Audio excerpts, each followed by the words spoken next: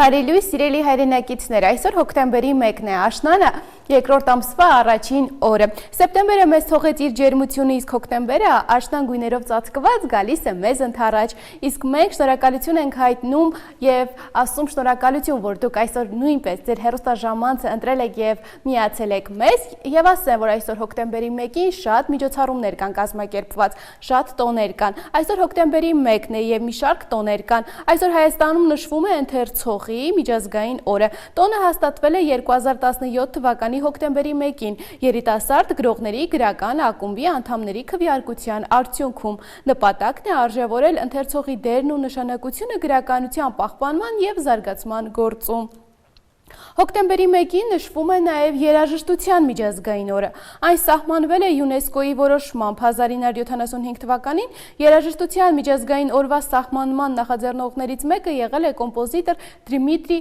Շոստակովիչը։ Երաժշտության միջազգային օրվա անցկացումը որոշվել է 1973 թվականին Լոզանում միջազգային երաժշտական խորհրդի 15-րդ համաժողովում։ Խորհրդի նախագահը ներկայացրել է երաժշտության միջազգային օրվա սահմանման հիմնավորումները։ Երաժշտարվեստի տարածումը հասարակության բոլոր շերտերում եւ ժողովուրդների միջև խաղաղության, ընկերության, մշակույթների զարգացման եւ միմյանց էսթետիկ արժեքների հանդեպ հարգալից վերաբերմունքի խթանումը։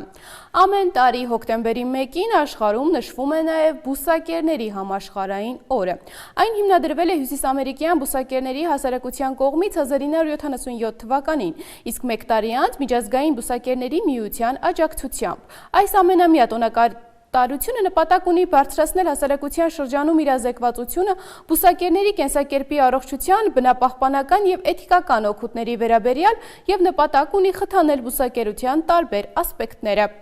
Բուսակերությունը վերաբերվում է ոչ միայն կերակրին, այլ ընդհանրապես այն ամենին, ինչը սպառում է մարդը, քանի որ վեգանների փիլիսոփայությունը նպատակ է դնում ամբողջությամբ հրաժարվել կենդանիների օգտագործումից։ Նրանք նաև չեն սիրում կաշվե հագուստ, բուրդ, երբեմն նաև մարգարիտ։ Բուսակերությունը լուրջ նվիրում է պահանջում, բայց դա կարծես ոչ ոքի չի վախեցնում։ Շատ երկրներում սննդակարգը լայն տարածում է ստանում, իսկ բուսական մթերքների վաճառքներն ամբողջ աշխարհում ավելացել են հասնելով ռեկորդային ծավալների։ Համացանցում ավելի ու ավելի նորաձև են դառնում բուսական մթերքներից բաղկացած սննդակարգերը։ Սոցցանցերի ժապավենները լեփլեցուն են վեգանական ճաշատեսակների գեղեցիկ լուսանկարներով։ Հարգելի հեռուստադիտողներ, այս պահին առաջարկում եմ դիտենք տեսահոլովակ, վերադառնանք եւ ես արդեն կներկայացնեմ մեր այսօրվա հյուրին։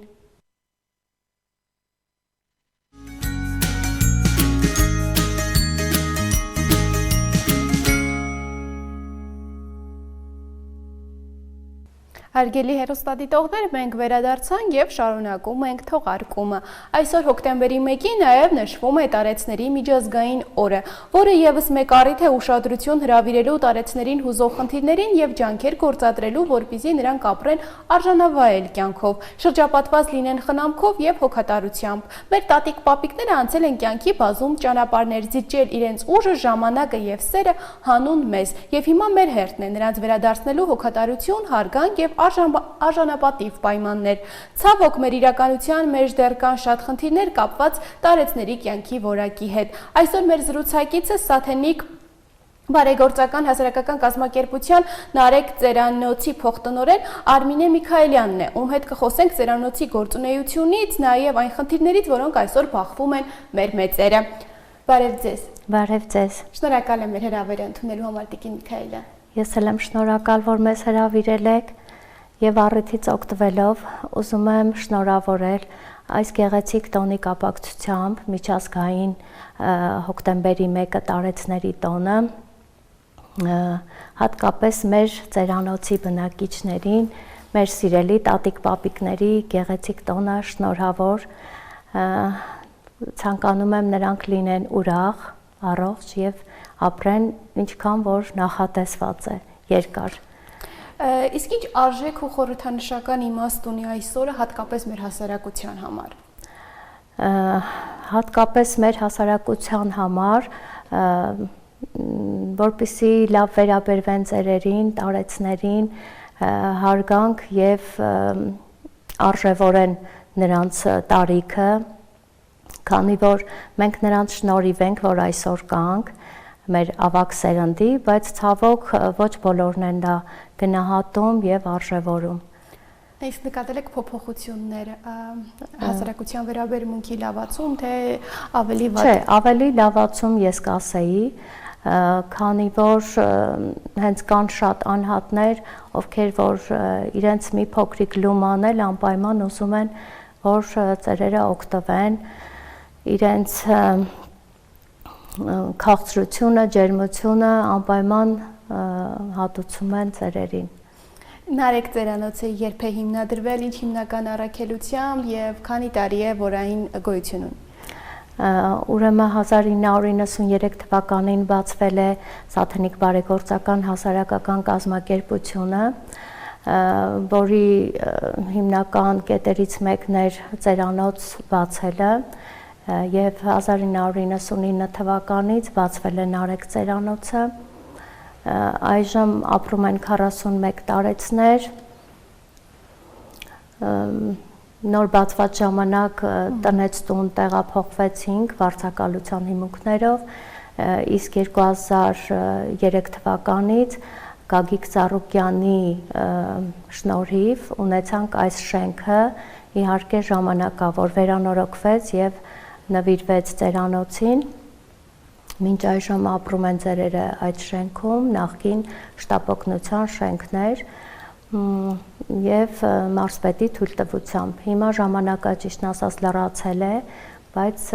առայժմ թույլ են տալիս, որ մենք շարունակենք մեր գործունեությունը։ Տիկին Միքայել, քանի ինչպես է կազմակերպվում նրանց առօրյան, ինչով են զբաղվում ծերերը ծերանոցում։ 3 անգամյա սնունդ է, զբաղվում են նարդի են խաղում, շախմատ, երաժշտություն են միացնում, պարում են, հետաքրքիր, օրը հագեցնում են իրենց խաղերով, զբաղմունքներով, կանայք գործում են, երգում են, ասմունքում են, նշվում են բոլոր տոները, ծննդյան օրերը, բաց չենք թողնում ոչ մի բան, ծերերին միշտ ուշադրության կենտրոնում ենք պահում։ Իսկ այսօրվա հետ կապված ինչ-որ միջոցառում կա կազմակերպված ծերանոցում։ Այսօրվա հետ կապված Էլադան ստուդիոն պետքա գա համերգային ծրագրով եւ ճաշկերույթ։ Իսկ բացի այն զբաղմունքներից, որ ժամանցային զբաղմունքներից կան նաև մշակութային կրթական միջոցառումներ, որոնք մասնակցում են ծերերը։ Ճիշտն ասած, համերգներ կան, որ մեզ հրավիրում են։ Չեմ հիշում որտեղից, կարծես թե Ֆրանսիայից էր գալիս Ռոզաննա Հակոբյան մեծ անսամբլով եւ ամեն տարի մեզ հրավիրում են այդ համերգին։ Մեզ մոտ շատ են գալիս տարբեր համերգներ, կլինի թե դպրոցականներ, ծերերին ուրախացնելու, մի փոքրիկ շփիտ պարգևելու համար։ Շատ հաճախ մեծերը նաև այնպիսի հոգատարության կարիք են ունենում, որոնց այդ բացի միայն կարող են լրացնել հարազատ մարդիկ։ Եվ այդ ժամանակ նաև կարծես հոգեբանորեն պետք է մոտենալ այդ հարցին։ Կենտրոնում կան հոգեբաններ, որոնք աշխատում են այդ խնդիրներով մարդկանց հետ։ Այո, ովքեր որ խնդիր ունեն, թեկուզ հենց հարազատի կարոտը, մենք փորձում ենք լրացնել, հոգեբանորեն ազդում ենք նրանց վրա, որ շատ չտխրեն։ Քանի որ իրենք արդեն լքված են, մեզանից ստանում են այն ջերմությունը, որը որ պակասում է իրենց կյանքում։ Կարծես կարող ենք ասել, որ մեկ ընտանիքի Այո, քանի որ մենք աշխատում ենք ընտանիքով, այդտեղի մթնոլորտն էլ հենց շատ ջերմ է, հոգատար, կարծում եմ ոչ մեկ չի տխրում, եթե տխրում են, ուրեմն կարոտից։ Իսկ երբ որ դիմել են եւ այսքան տարի անց կա ինչ որ մարդու դեպք, երբ որ ընդունվել է ծերանոց, որ ամենաշատն է ձեզ հուզել եւ տպավորել է ինչ որ մեկը, երբ որ դիմել է ձեզ եւ ցանկացել է մնալ, այդ դեպքը ձեզ շատ տպավորած լինի ինչ որ խնդրով։ Կհիշեք այդպիսի դեպք, որը ամենաշատն է ձեզ հուզել, թեկուզ լքված լինի կամ ընտանիքը թողած լինեն, որը ամենաշատն է ձեզ ուզել։ Այս պահին ունենք մի պապիկ, որ չունի ոչ մեկ եւ ինքը կույր է։ Իրեն բերել են ուրիշ քաղաքից, իր դեպքը իհարկե տպավորիչ է, որ ինքը չի տեսնում, բայց մեր բոլորի ձայներով ինքը հասկանում է ով է իր հետ խոսում, իր դեպքը արդեն իսկ դժվար դաժան դեպք է։ Այս խնդիրներ ունեցող մարդկանց հետ աշխատելիս ամենակարևորը աշխատակազմի ընտրությունն է։ Ինչպես եք իրականացնում այդ ընտրությունը, որպեսզի նման խնդիրներով մարդկանց հետ կարողանան աշխատել եւ նաեւ հոգատար լինեն նրանց հանդեպ։ Հիմնական աշխատակազմը ովքեր միայն դուք եք, թե նաեւ ունեք հավելյալ նաեւ ունենք հավելյալ աշխատողներ, այո, որպեսզի եւ մաքրությունը եւ ամեն ինչը լինի պատշաճ։ Իսկ բարեգործական ծրագրեր նույնպես ծերանոցում իրականացվում են, այցեր, ինչպիսի միջոցառումներ են իրականացում, ովքեր են հիմնականում այցելում եւ ինչպես են օգնում բացի ձեզանից նաեւ տարեցներին։ Ուրեմն Գայանե ռազմահայրենասիրական կազմակերպության նախագահն է մեզ շատ այցելում, Գայանե Փահլևանյանը, Կանյոն Պարկ ռեզորտի Տիկին Լիաննան իր ընտանիքով, որ ամեն տարի հունիսի 1-ին չեն մոռանում ծերերին, որպես փոքրիկներ, նրանց են հրավիրում, այնտեղ լավ միջոցառում է կազմակերպվում, հետո հյուրասիրություն, նվերներով ճանապարհում են, իրենք էլ տանում են, բերում են։ Իսկ հատկապես այսօրը, որը ել ավելի մեծ ուշադրություն պետք է արժանանա ծերերի նկատմամբ, ինչ հիմնական խնդիրներ եք նկատում, որ արժի բարձրաձայնել եւ լուծել այս խնդիրը, հատկապես հենց այսօրվա հետ կապված։ Ճիշտն ասած, մեր շենքային հարցն է այս պահին մեզ հուզում, որ կցանկանայինք հենց մերն էլ լիներ ծերանոցինը, քանի որ չգիտենք հետագայում ինչպիսի իրավիճակ կստեղծվի եւ մենք միգուցե հենց փողոցում էլ հայտնվենք կառավարության փոփոխությունների հետ կապված։ Իսկ հենց դրանք են ամենամեծ դժվարությունները։ Այս պահին, այո, շենքային հարցն է, որ կուզեինք անպայման լուծվեր եւ բարձրաձայնվեր։ Այո, շատ լավ։ Իսկ ձեր կարծիքով ինչ կարող է անել հասարակությունը այս առումով, հատկապես երիտասարդ սերունդը, որպեսզի տարեցները իրենց կան անհրաժեշտ, գնահատված եւ ինչու՞ չէ նաեւ հենց ծերանոց դիմողների քանակը նույնպես պակասի։ Դե լավ կլինի, որ ամեն ընտանիք հենց պահպանի իր տարեցին իր տանը, որովհետեւ մի քիչ հայի համար այդքան էլ ճիշտ չէ ծերանոց տանելը։ Բայց քանի որ ժամանակները փոխվել են, մարդիկ աշխատում են, տան մեծին խնամող չկա, ստիպված բերում են, որոնք ստիպված, որոնք լքված են, որ մենք ընդունում ենք, տարբեր ճակատագրեր կան։ Իսկ լինում է նաև ժամանակավոր դեպքեր, այո, ժամանակավոր, որ գալիս տանում են։ Այո, վերջերս ունեինք մի տատիկ, որ մի 3 ամսով ընդունեցինք, տղան բացակայում էր երկրից, եկավ ու տարավ իր մայրիկին։ Իսկ այցելությունները լինում են, երբ որ թողնում են, թեկուզ ոչ ժամանակավոր, բայց նաև ընտանիքի անդամները այցելեն, կամ մի քանի օրով տանեն տուն, նորից լինում են դեպքեր, հա, լինում են իհարկե։ Իսկ ինչպես եք պատկերացնում ծերանոցի հետագա զարգացումը, ինչ փոփոխություններ եք ցանկանում իրականացնել, թե շենքային պայմանների հետ կապված, թե նաև այլ բարեփոխումներ, որ ցանկանում եք իրականացնել։ Դե կուզեինք, որ ավելի ընդլայնեինք, քանի որ դիմողները շատ են, ու մենք տեղ չունենք։ Լավ կլիներ, որ մի քիչ թեկուզ երկրորդ հարկ հասկացողությունը լիներ, որ մեծացնեինք, ծավալեինք։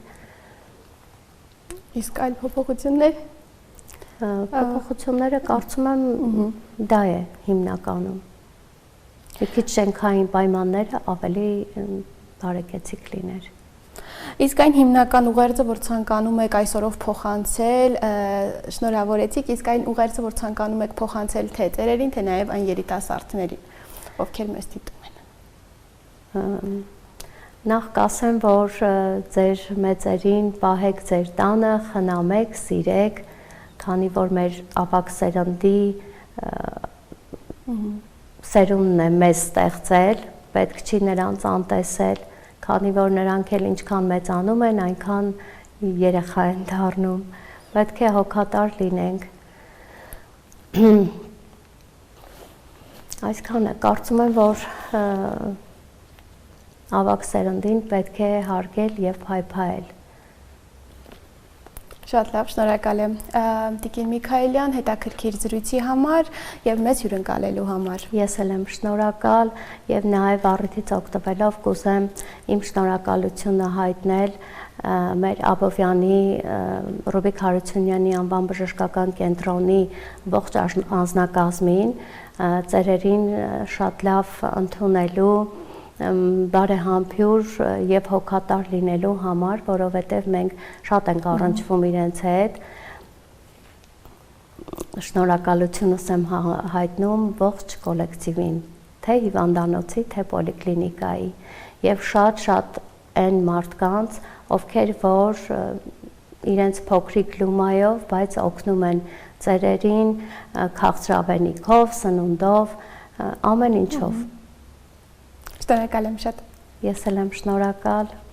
Սիրելի հեռուստադիտողներ, հիշեցնեմ, որ այսօր մեր հյուրը Սաթանիկ բարեգործական հասարակական կազմակերպության Նարեկ ծերանոցի փոխտնօրեն Արմինե Միքայելյանն էր։ Ձեզ այս պահին առաջարկում եմ դիտենք տեսահոլովակ, որից հետո կշարունակենք հաղորդումը։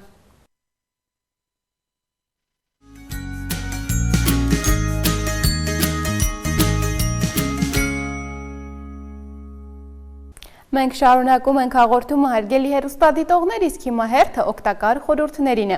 Դեռևս 15-ից 20 տարի առաջ ոչ ոք չէր լսել աչքերի չորության երևույթի մասին։ Ներկայումս շատ են այն հիվանդները, որոնք նման խնդրով դիմում են ակնաբուժի։ Ինչ է իրենից ներկայացնում աչքերի չորությունը եւ որքանով է այն վտանգավոր։ Աչքերի չորության համախտանիշի արկայության դեպքում աչքերի խոնավությունն ասես պակասում է, ինչի հետևանքով մարդու մոտ առաջանում է աչքերում կողմնակի ինչ-որ բան ունենալու զգացողություն, կարմրություն, քոր, լարվածություն, գլխացավ եւ այլ ոչ պակաս տհաճ ախտանիշներ։ Աչքերի չորության հիմնական պատճառը մեր կենսակերպն է եւ մեր շրջապատող աշխարհը։ Համակարգչի մոնիտորը նպաստում է աչքերի չորության զարգացմանը, որովհետեւ մարդը նայելով մոնիտորին երկար ժամանակ չի թարթում։ Աչքերը չորանում են նաեւ օթորակիչներ, մեքենաների ջեռուցման սարքերը եւ մեր շրջապատող առաջին հայացքից անվնաս իրերը։ Դրա դեմ կարելի է պայքարել աչքերի համար պարզ վարժությունների եւ դեղամիջոցների, այսպես կոչված արհեստական արդյունքների օգնությամբ։ Իհարկե ցանկալի է, որ մասնագետը ընտրի դեղամիջոցը, ընդ որում նախընտրությունը պետք է տալ կոնսերվանտներ չպարունակող կաթիլներին։ Իսկ Հայաստանի բնությունը միշտ հիացրել է իր բնության բազմազանությամբ, դրանց թվում է նաև թռչկանի ջրվեժը, այն գտնվում է Շիրակի եւ Լոռու մարզերի սահմանին եւ հանդիսանում է Հայաստանի ամենաբարձր ջրվեժներից մեկը։ Հիմա առաջարկում եմ տեղափոխվենք եւ ծանոթանանք թռչկանի ջրվեժի հետ։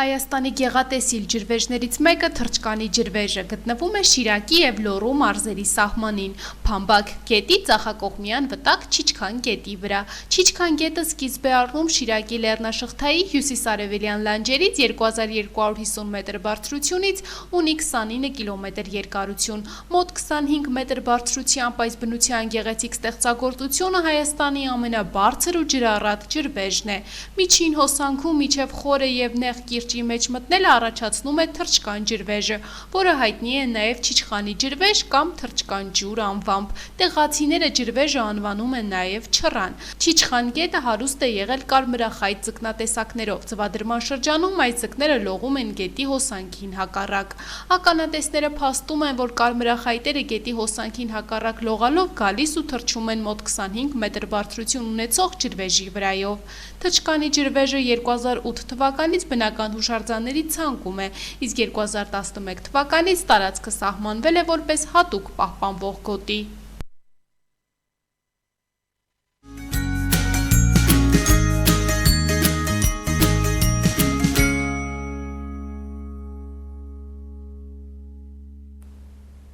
Հարգելի հեռուստադիտողներ, հաղորդման վերջում ավելացնեմ, որ OpenAI-ը մեկնարկել է նոր ծնողական վերահսկողության համակարգ և տեղեկատվական հարթակ, որով ծնողները կկարողանան ձևավորել ChatGPT-ի անվտանգ օգտագործումը։ Օգտատերերի համար հասանելի են նոր ծնողական վերահսկողության գործիքներ, որոնք թույլ են տալիս ծնողներին կապել իրենց հաշիվը դեռահասի հաշվին և կարգավորել AI-ի օգտագործման սահմանափակումները։ Նախատեսվում է նաև մշակել տարիքի կանխատեսման համակարգ, որը կօգնի ավտոմատ կերպով կիրառել տարիքային սահմանափակումներ մինչև 18 տարեկան օգտատերերի համար։ Սիրելի հեռուստադիտողներ, այսօրվա համար նախատեսել էինք այսքանը, ձեզ մաղթում եմ հաճելի օրվա շարունակություն, իսկ մենք արդեն կհանդիպենք վաղը։ Ցտեսություն։